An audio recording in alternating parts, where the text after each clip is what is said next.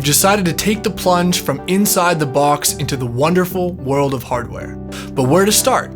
Now, one of the biggest but most fun challenges is deciding on the perfect first synth. You might be thinking, do I want an earth-shaking monosynth for searing leads and basses, or a sublime lush polysynth to float above the clouds on? Do I want to go for the budget option, or do I want to max out all my credit cards and sell a couple organs to afford the latest flagship model? Jokes aside, when I finally decided to take the plunge and buy my first hardware synth, I was immediately struck by the lack of options for an all-around great hardware synth that didn't cost an arm and a leg. Fast forward 4 years and the market for synthesizers couldn't be more different. We truly are living in a golden age of synths. What's up, castaways? This is Miles Away. In today's video, I wanted to take a look at what I think are two of the absolute best options for your first hardware synth, the Modal Electronics Argon 8 and Cobalt 8. In this video, I'm going to compare the two synths, give you some sound examples, pros and cons, and talk to you about which one I would recommend both as a first synth and also if you're looking to expand your collection. The Cobalt 8 and Argon 8 have been two of my most requested synths to cover on this channel, so I reached out to Modal, and they were kind enough to send over both the synths for me to check out, but as always, they have no say over what I'm going to talk about in this video. If you do decide to pick up one of these synths, please use the affiliate link in the description below, as it's a great way to support my channel so I can continue making videos like this for you guys. As always, if you like this video, please remember to like, subscribe, and consider sharing. It helps the channel grow, and let's get started.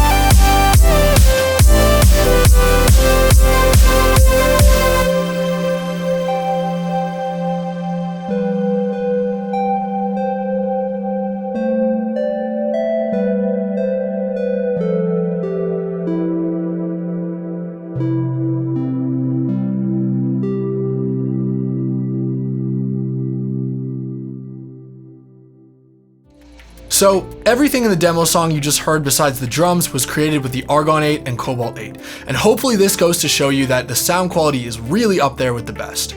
Both synths have an excellent sonic range and can sound as rich and lush or as mangled and gnarly as you want them to.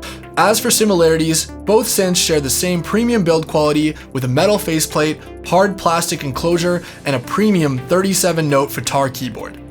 I want to give a special mention to the keyboard here because honestly it feels amazing to play and it's really comparable to some of my more expensive synths like my OB6. Both synths are stereo out, support MPE, and sport 8 true voices of polyphony with additional mono, unison, and chord modes. They also both have awesome controls for stereo spread and pitch drift.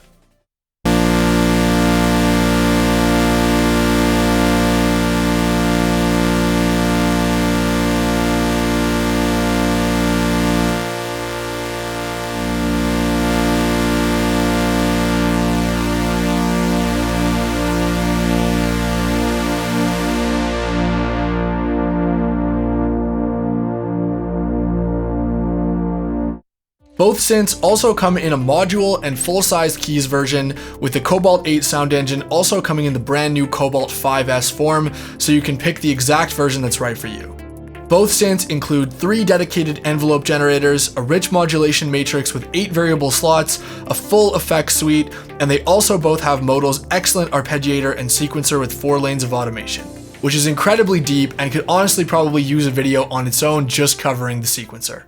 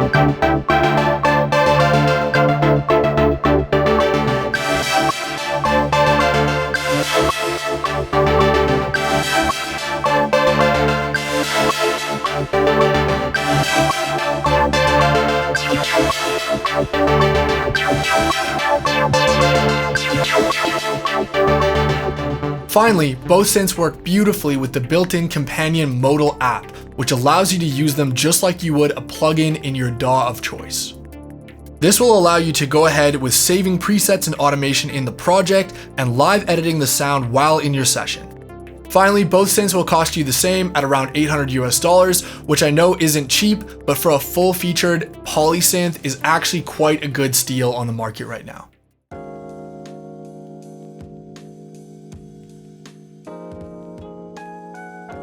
Now, on to the differences. The Cobalt 8 is an extended virtual analog synthesizer that can go far beyond your bread and butter subtractive synth sounds.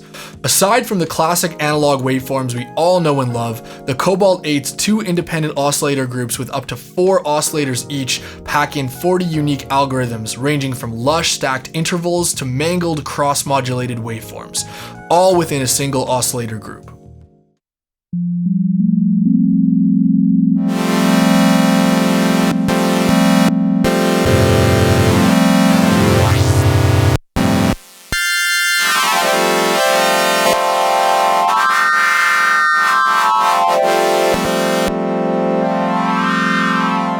One of my favorite things to do with the Cobalt 8 is to start with a classic analog style sound and then mix in oscillator group 2 as a wild modern algorithm to create some really unique hybrid style sounds.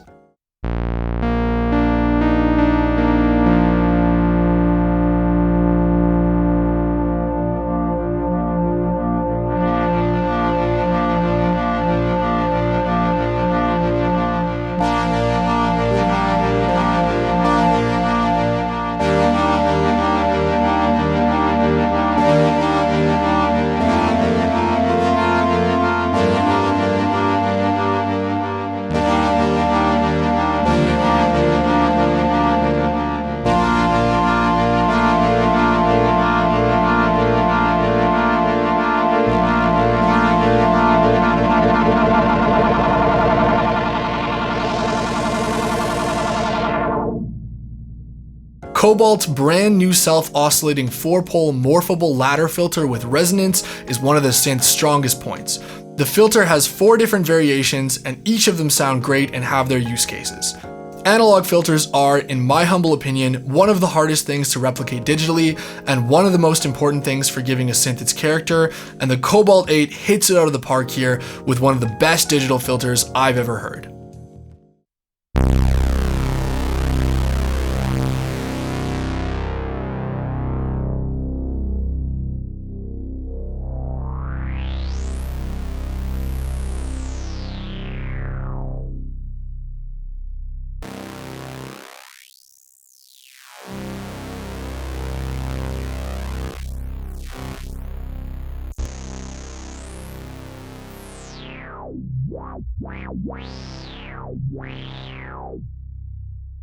Because of such a great sounding filter, the Cobalt 8 is a fantastic first step into the hardware synth world if you have interest in learning to design the classic analog synth sounds we all know and love, but then challenging yourself to go further into a deep rabbit hole of sound design. I found creating basses on the Cobalt cut through the mix with ease, creating chords was super natural and intuitive, and overall, the Cobalt really just excelled at any sort of warm and lush sound that I threw at it. There were many times when I was using the Cobalt 8 that I completely forgot I was using a digital synthesizer with extremely deep and complex algorithms. That's how good just the basics sounded. Finally, when it comes to modulation, the Cobalt 8 is no slouch. It boasts 3 LFOs, 2 of which are polyphonic, that can be modulated to pretty much anything on the synth with a simple button press. I absolutely love this workflow for automation, and I really think it not only is super fast and intuitive, but it can also teach you, if you're new to sound design, a lot of the great basics of modulation and encourages experimentation. It's a great system.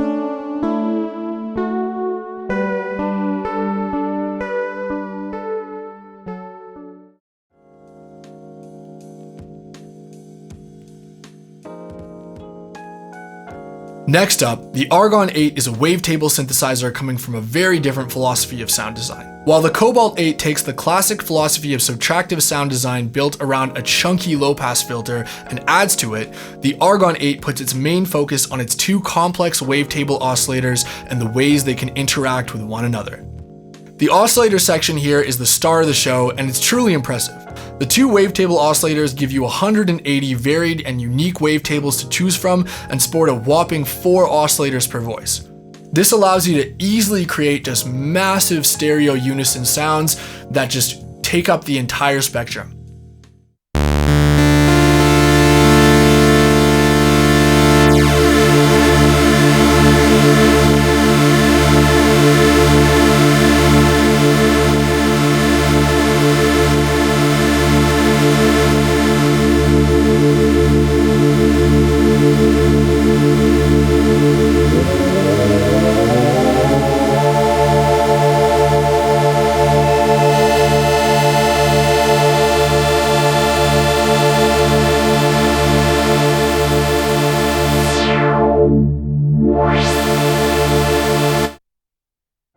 In addition, the Argon 8 has one of my favorite implementations of oscillator cross mod that I've ever used, with 8 wavetable modifiers ranging from phase mod, ring mod, hard sync, and some truly wild ones. For any of you producers coming from Serum and looking for an intuitive jump to the hardware world, this is what you're looking for. It'll feel completely natural and you'll be able to morph your sounds with ease.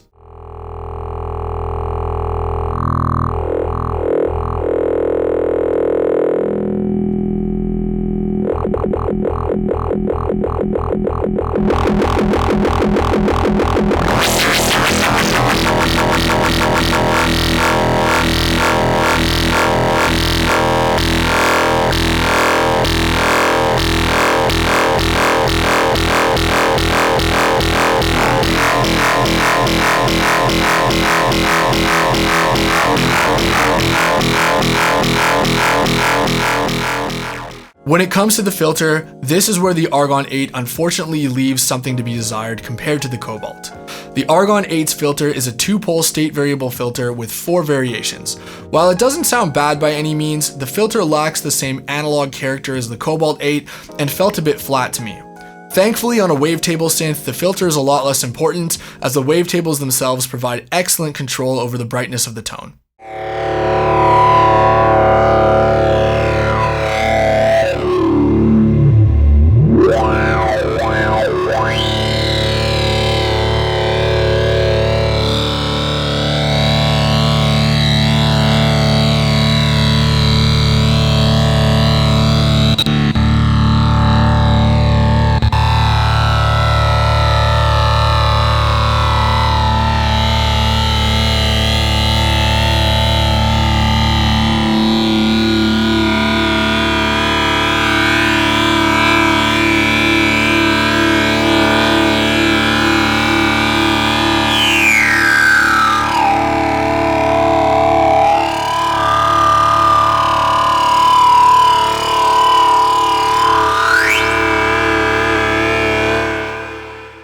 The Argon 8 is unabashedly digital sounding, and while it can definitely still do the warm, darker analog style sounds of the Cobalt, it excels at brighter sounds like wavetable pads, wild modulated neuro basses, and gritty leads to cut through your mix. While I mentioned both synths had a full effects suite, the Argon 8 is unique over the Cobalt 8 in that it has a fantastic sounding built-in distortion right on the front panel. This is one of my absolute favorite features of the Argon 8. The built-in distortion works as the secret sauce to smooth out the high end and thicken the sound of the wavetables by adding rich harmonic distortion. Because of this combo of bright wavetables with warm distortion, I was able to create some of my absolute favorite leads on the Argon 8 that I just couldn't replicate on the Cobalt 8.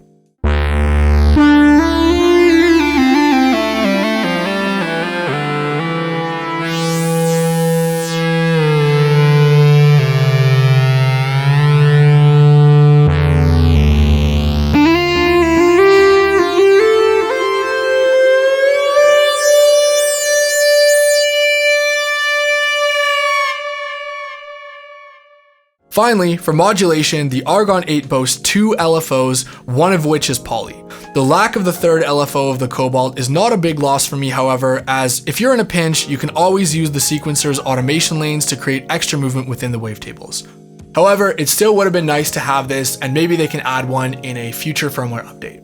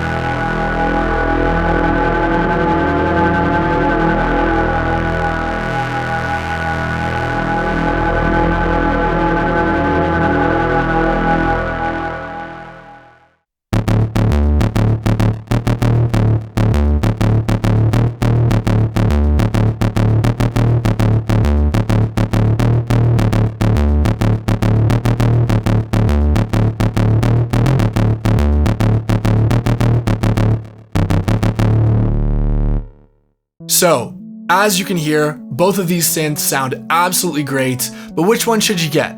Well, as is often the case, it's not black and white. To answer the title of the video, for your first synth, I recommend the Cobalt 8, as it's more versatile, has a better sounding filter, and will do a great job of teaching you the fundamentals of subtractive synthesis. You can then use those fundamentals to springboard off of and dive into its deeper algorithms as your ability increases. The Cobalt 8's sound engine was so easy to make work in any of the tracks I dropped it into, and its workflow felt immediately intuitive and natural to me, as I rely heavily on 24 dB per octave low-pass filters for many of the sounds that I use regularly. I made pretty much of all of my favorite chord, pluck, and brass patches on the Cobalt over the Argon.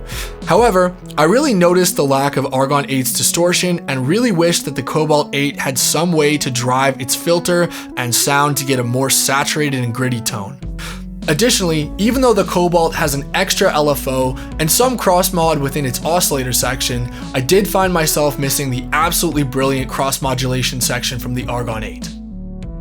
For the Argon 8, I still recommend it, but for someone who already maybe has the bread and butter sounds covered with another synth and wants something with a different flavor. Despite the less interesting filter, the Argon 8 still managed to produce my favorite pads, leads, and even basses over the Cobalt 8. Playing with the huge variety of smoothly interpolated wavetables and cross-modulating them between each other provided me with endless sound design fun and led me to more unique and complex sounds than I ever made with the Cobalt 8. For that reason, while I wouldn't recommend the Argon over the Cobalt as your first and only synth, I think it's absolutely solid if you're looking to add a second or third synth to your arsenal. Finally, I would be remiss if I didn't mention my absolute biggest con of both the synths, the effects section. Now, I know both synths have a full suite of effects, but I really found both of these synths, their effects, besides the Argon 8's excellent distortion, really left something to be desired. I didn't find the effects were of sufficient quality to make it into my final recordings, and while they would do fine in a pinch live, I would highly recommend using third-party alternative plugins or better yet pedals, specifically when it comes to the reverb. I was able to absolutely bring both synths to life when running them through some of my favorite reverb pedals, and I honestly would have preferred to have less effects but have them be of better quality rather than adding in a complete suite of them that I never use. Alright guys, that about wraps up this video. I hope you enjoyed the comparison and my musical examples. Both these synths are awesome, and I really think Modal are doing some great things in the world of digital hardware synths. As always, if you like this video, please remember to like, subscribe, and consider sharing. It really helps my channel grow. And don't forget, if you do want to pick one of these up, use my affiliate link in the description. That's all for me, folks. I've been Miles Away, and I'll see you guys in the next video.